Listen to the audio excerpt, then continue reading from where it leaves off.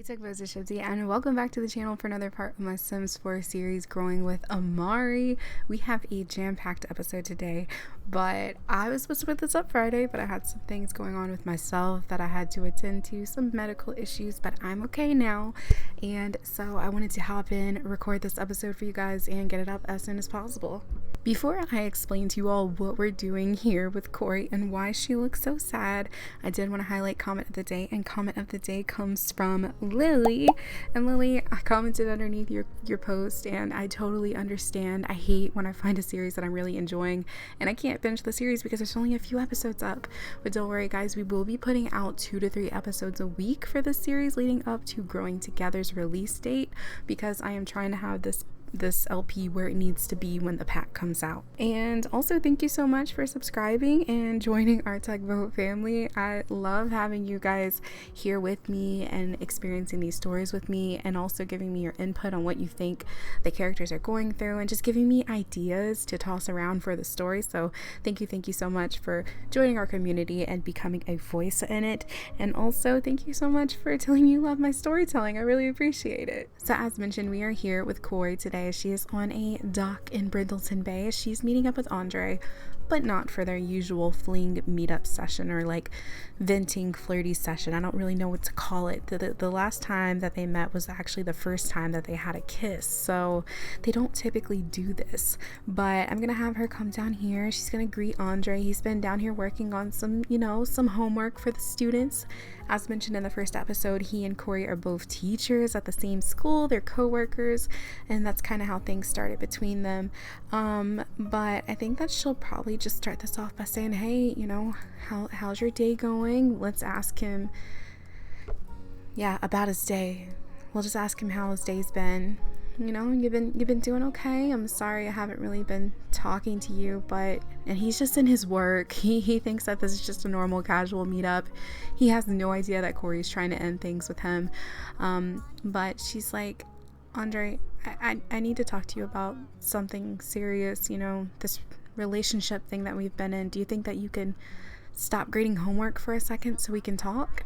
Kori's getting frustrated and she's trying to leave, but Andre's calling her and he's saying, wait, Kori, and she's like, stop.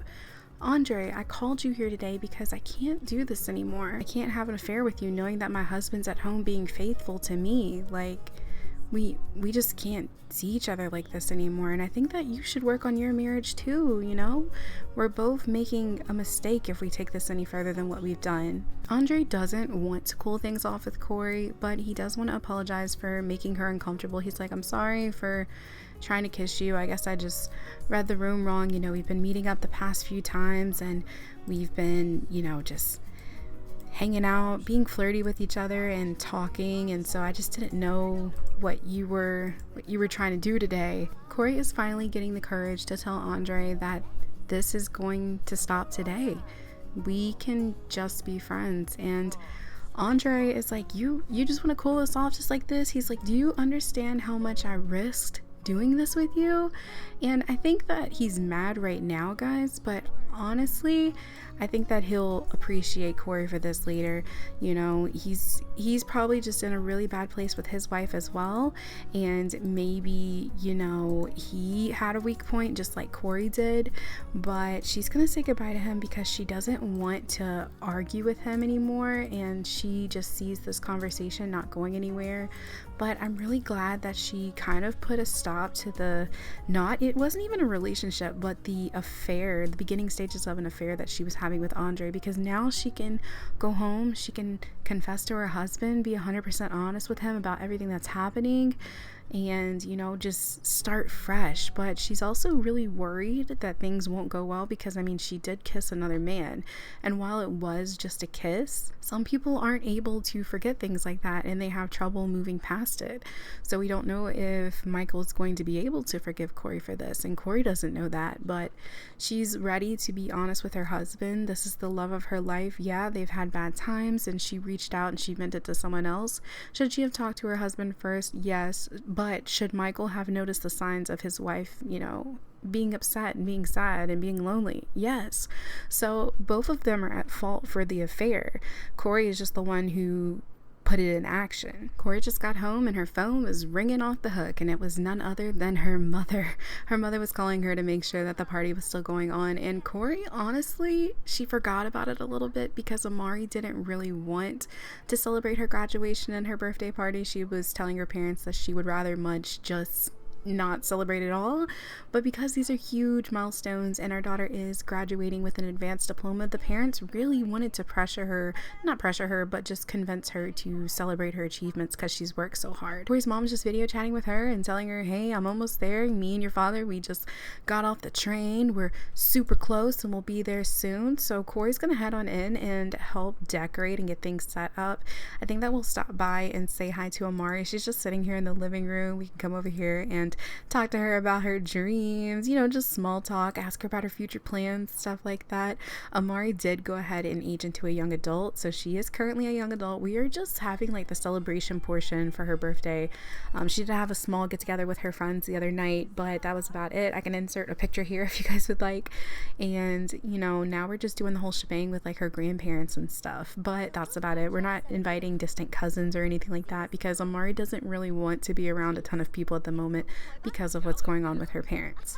But I'm so excited to introduce you guys to her grandmas and her grandpa. Her grandpa is actually very heavily inspired by my late grandfather, and he was just such a huge influence in my life, and I really wanted Amari to have a strong supportive grandfather as well. Ooh, our party's about to start. Yeah, let's go ahead and start it. But yeah, I wanted Amari to have a strong presence of a grandfather as well, and I thought who better than my grandpa to model him after. Kori had definitely planned to talk to Michael when she got home, but I think that would be a bad idea considering everything that's about to be happening. We're about to have all these guests at our house, and I don't really want to start a fight or an argument, so we're not going to do that now. We'll just wait until after the party and grab him and go into the room and chit chat a little bit about everything. But it looks a little cloudy outside. Hopefully I can cheat the weather because I just want it to be a nice, beautiful, sunny day, guys. I don't care. I'm gonna cheat it because Amari deserves to have a really nice party. But I've got some lemonade. So what did I make again? Iced tea? Is that what I did?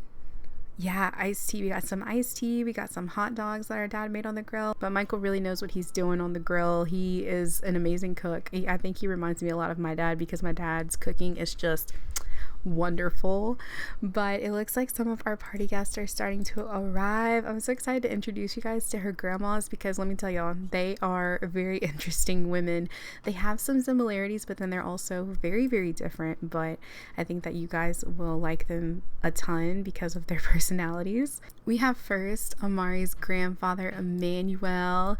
He's actually just really good friends with everyone, and I think that him and Michael have a really good, strong relationship because Michael's father isn't in the picture.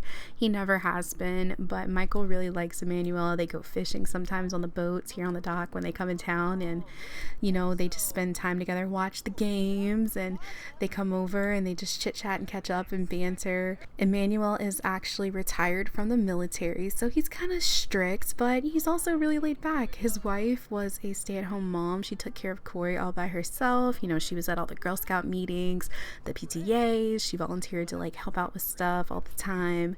But when you guys see her, she is very, very dramatic. She is a huge dramatic flair. That is the best way to describe her. I was taking a look around to see if I could find her, and I found her. This is Angelique Williams. Angelique Williams is Kori's mother, and like I said, she is just very, very, very dramatic.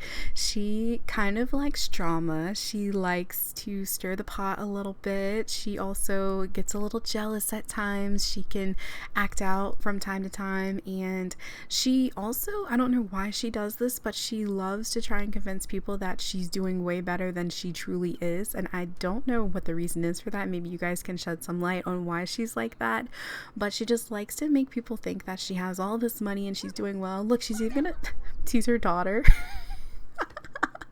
That's so funny. Kori, I wonder how she's gonna react, if she's gonna get mad or what. She's like, Mom, That's not funny. And I feel like they have a strained relationship. Like, it's not terrible. She still respects her mom because she's her mom, but you know, I think that Angelique tries to force a relationship that isn't there, or you know, she just tries to force her to be comfortable with her. But let me actually open up her profile so you guys can see some more stuff about her. So this is her. This is like her everyday outfit. She's definitely that flashy grandma. I love her to pieces. And she actually thinks she's world's best grandma because she just thinks very high of her relationship with her granddaughter. She's high maintenance, she's erratic, and she's jealous. And the reason she's jealous, I think, is because her granddaughter is actually a little close to Julia, who is Michael's mother. And as you all can see, Julia did greet Kori and say hello. They don't really have a bad relationship. Kori does sometimes. Look at that side eye. The grandmas don't really care for each other like that. They say hi just to be appropriate and polite and to be grown women, but there is a little tension there, but not too bad. Kori, look at her face. Kori and Julia have a decent relationship, but Kori was always worried that she would disappoint Julia, and you know, for being a daughter-in-law, she didn't think that she'd be good enough. But she really is. Julia likes her, you know. She doesn't think anything bad of her. I'm sure if she knew that she cheated on her son, she would think otherwise, but for the most part, it's not too bad. Like, they have a decent relationship. But it would be wrong of me to not show you guys Julia's profile as well. This is Miss Julia. It does say she's unemployed, but I would assume that she's retired as well. I want you guys to take to the comments and tell me what you think she did as a profession.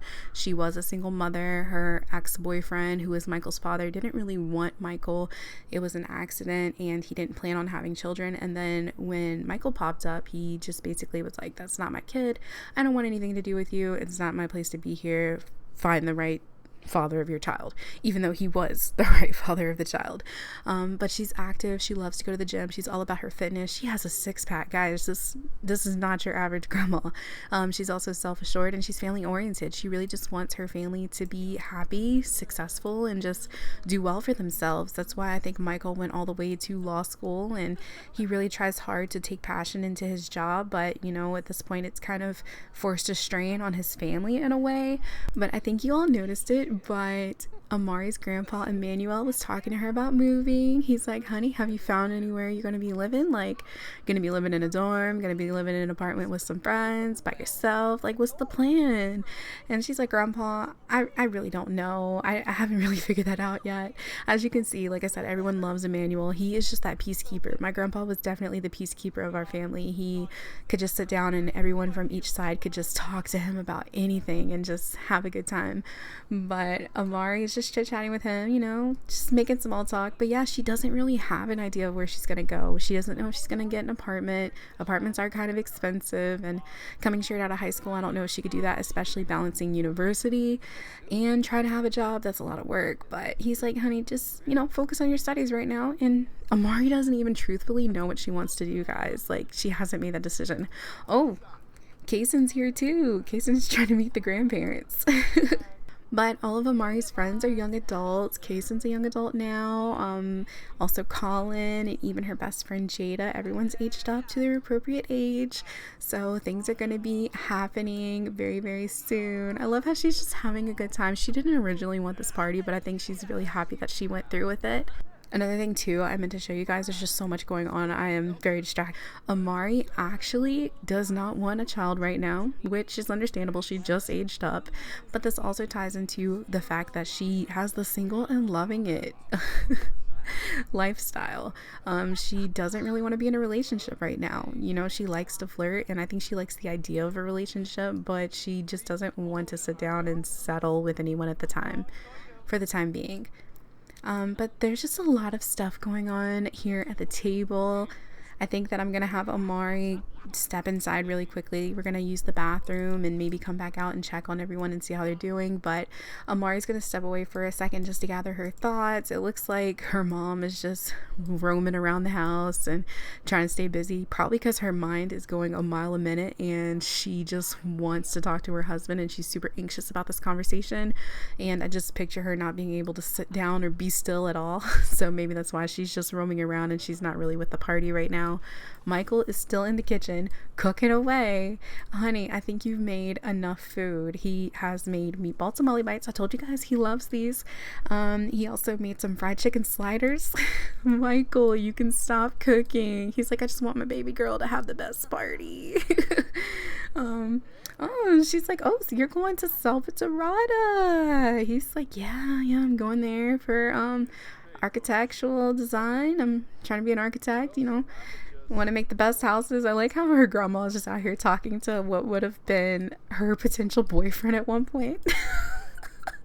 But it's just funny to see her just chit-chatting. Her personality just radiates, and I hope you guys can pick up on that too. We'll have to share you her outfits later, but as you all saw, she did have like a fur coat.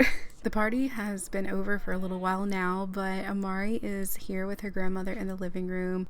And Julia just wants to ask her, how her party was. She's like, did you have fun, sweetie? She's like, yeah, it was fun, I had a good time. It's going to be crazy with, not seeing everybody every day. And she's like, honey, that's what happens when you grow up. Everyone goes their different ways, but, that friendship bond will remain. I feel like her grandma is very wise, and she's just very calm. And this is almost like the peaceful grandma. She tries to give her the logical side of things. But Amari, I think, is just venting out some frustration right now. She's like, can you believe I didn't get valedictorian? I worked so hard day in and day out to keep my grades up, and they didn't even pick me to be valedictorian. She's like, honey, but you did graduate with an advanced diploma, didn't you? She's like, yeah, I guess you're right, grandma. I did. The whole reason Amari's grandmother wanted to talk to her is because she was asking her if she had any plans tomorrow, and Amari's like, well, I don't really have anything to do. And she's like, how about you and me go out for lunch in the city? And Amari's like, lunch in the city, grandma? I love this city. I've always wanted to live in this city. And she's like, well, how about we go to lunch tomorrow? It's my treat, me and you. It'll be just like old times when you used to come up and stay with me. You remember? You were such a little crazy girl. You would run around in my apartment, and you would get lost and run up the stairs and play in the elevator. She's like, I even had to put a gate up just so you wouldn't go out there. She's like, a gate? She's like, yeah, I was worried you were gonna run away. And Amari's like, wow, that's so crazy. But I think that grandma's actually gonna have to sleep with us tonight because Kori's parents are staying the night as well. I know Kori didn't really plan on this. She thought her parents were going home, but the party did end kind of late, so they are actually going to be staying here with us. They're gonna be taking up this room here. This is usually where Michael's mom stays, but Michael's mom is gonna just sleep with Amari tonight. But I will say, they don't want to let the family know anything's wrong, so they have been sleeping in bed together, and it looks as though Kori has kind of cuddled up with Michael tonight. I think it's because, her worries are gone. Michael is slowly starting to relax a little bit. Not that he is just accepting it and forgetting what she's done, because still he doesn't know the entirety of what she's done, but he is more so trying to be at ease and prepping himself to talk to her. He still loves her at the end of the day, this is his wife, but he just, I don't know, it's very hard to explain. He just wants to get back to normal, I guess, so he's trying his best to move forward. It's early in the morning, guys, and Kori is waking up trying to get a start on cleaning the house up. Everyone's still sleeping. We have Kori's parents in here just sleeping together. They're so cute. Would y'all believe that Miss Angelique wakes up early in the morning to put a full face of makeup on just so nobody sees her bare face? She's that woman. But they are so cute. She loves her husband. Also, sorry if you guys hear my son in the background. He was asleep for a nap and he woke up and he's in there with my husband now. But yeah, Miss Angelique wakes up super early to cake on her face so no one sees her. She just likes to be presentable. And then over here in Amari's room, we have Amari and Julia sleeping still. Like I said earlier, we do have a whole lunch date planned later today, but it is still early in the morning, so Amari thought that she would get a head start on just tidying up the house a little bit. I could see her maybe throwing on some music, cleaning up, maybe some 70s jazz or something, aka the soul station we're supposed to be getting would be perfect right now. But she doesn't have the soul station, so we're just gonna pretend that maybe she's bopping with her AirPods in or something and just doing some cleaning for the morning. But hopefully we can get this house picked up. She is trying her hardest. Everyone's starting to wake up now. Oh my gosh, everyone's coming down at once. But she did want to talk to her husband last night, but with everyone here it was just too much. And like I said, she didn't intend for her parents to stay, but the party ended quite late and she would would just feel really bad with her dad driving home. You know, he's older now and she just doesn't want to risk anything happening to him. But Amari is like, Grandpa, do you want some coffee? I'm gonna brew some coffee. I know how you like it. You like it, you know, with a little bit of cream and a little dash of sugar. But yeah, she's gonna brew her grandpa some coffee. And oh, Angelique, she's like, Kori, sure it's taking you a while to clean up this house, isn't it? It's a little stinky in here.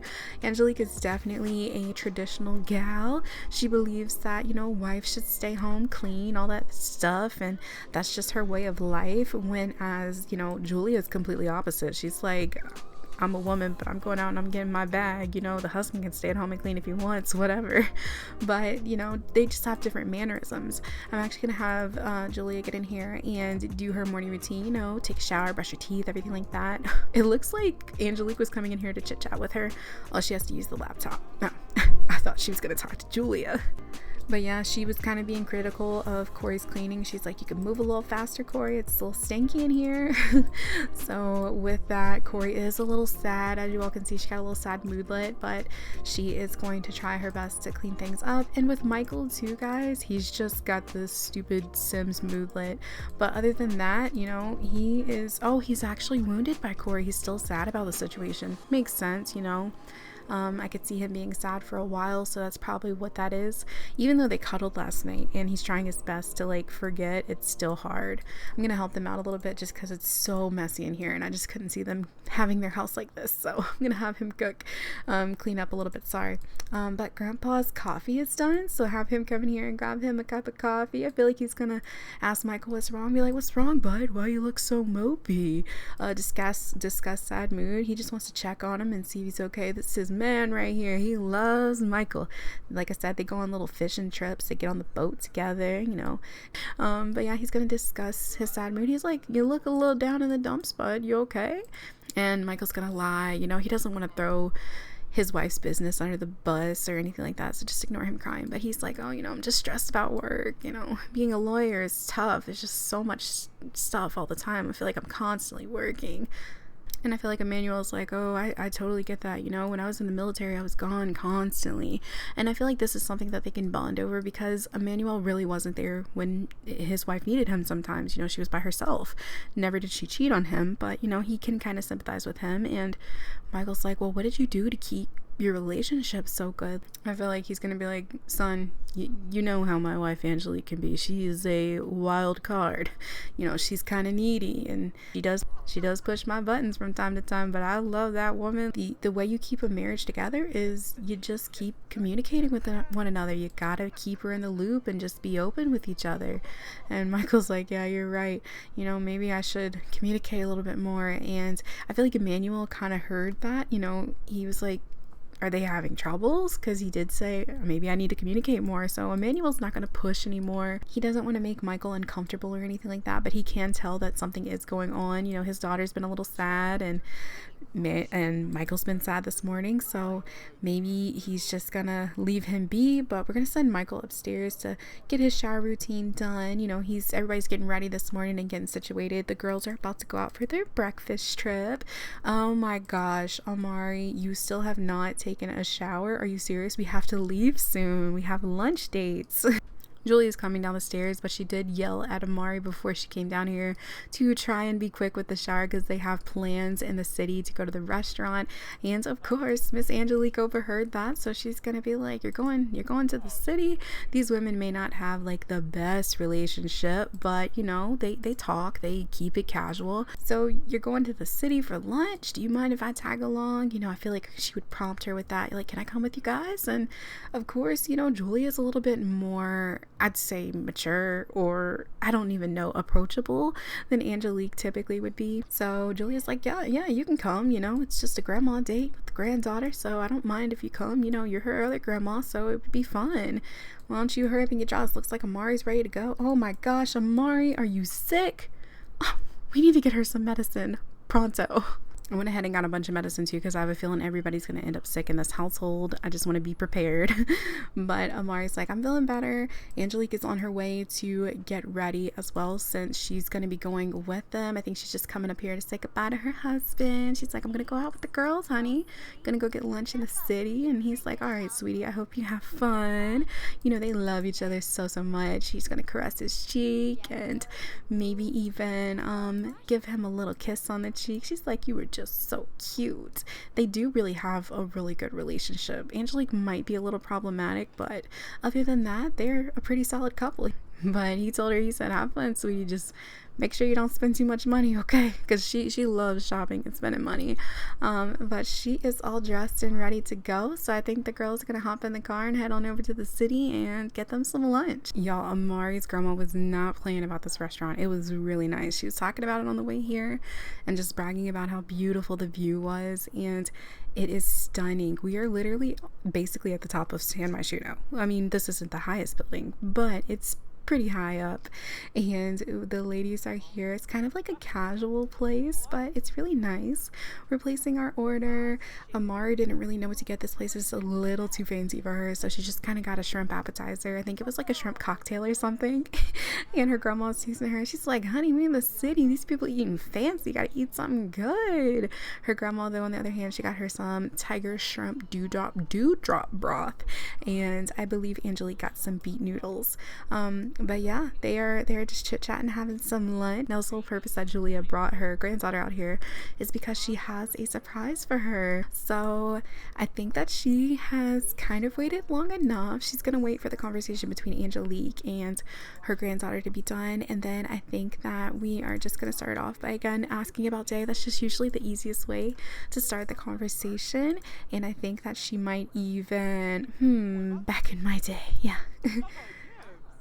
She's like, honey, you remember when you were a little girl and you used to tell me all the time how you would love to live in the city? And Amari's like, yeah. And Amari's grandma has just told her that she has a key to an apartment that has Amari's name on it. And Amari is so shocked. She's like, grandma, you did not get me an apartment.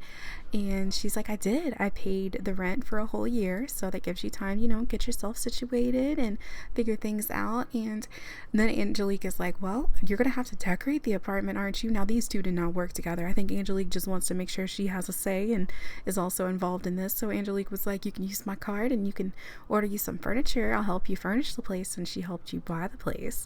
And Julia's like, that's a great idea. Well, yeah, let's do that. You can furnish it and I'll pay the rent. Like, that sounds good.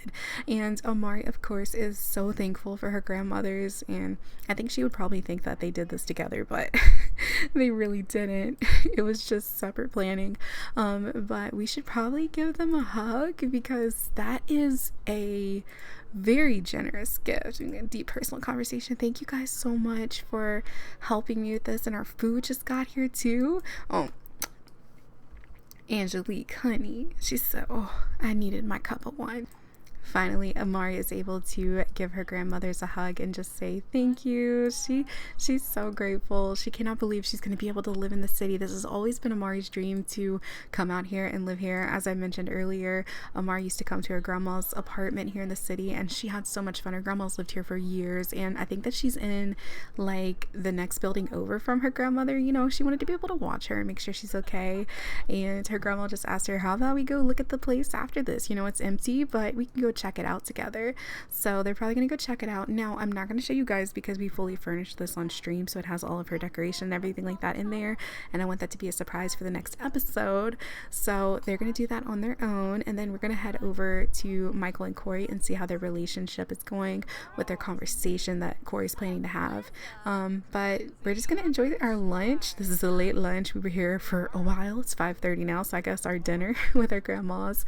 Everything looks so good. Oh, this is such a beautiful view. Look at this sunset. I cannot wait to live out here. It's gonna be so fun exploring her young adult life here in the city. Hopefully she'll make some new friends, and she's gonna be going to university too, guys. She's only taken a few classes, so I don't think it'll be too hectic or anything, but we'll spend most of our time in our apartment. And oof, we have our graduation starting soon. That's today. Oh my gosh, should I go? Oh my gosh. I don't know. I feel like she should, but let's cancel. I've seen it enough, and I'm sure you guys have too, and I'm sorry if this bums anybody out, but I thought it was later on, and I have other plans for the episode, so we're gonna cancel it. She'll still get her diploma and everything like that in the mail, so I'm not really pressed.